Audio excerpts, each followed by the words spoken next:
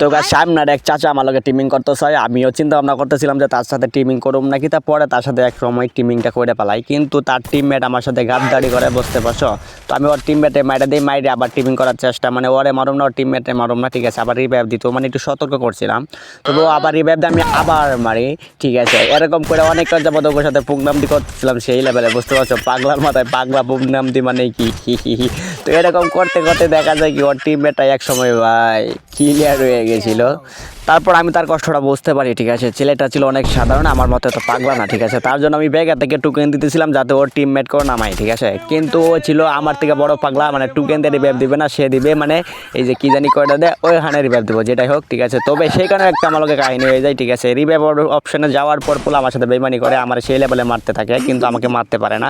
তো তাকে এবং তার টিমমেটকে আমি সেই লেভেলের একটা পেদানি দিয়েছিলাম পরে, ঠিক আছে। পাগলার পাগলামি সেই লেভেলের ছিল। তো কালকে দেখতে পারবা, ভিডিওটা অনেক বড় হয়ে যেতেছে। যারা নতুন লাইকটা করে দিও, ফলোটা করে দিও, টাটা।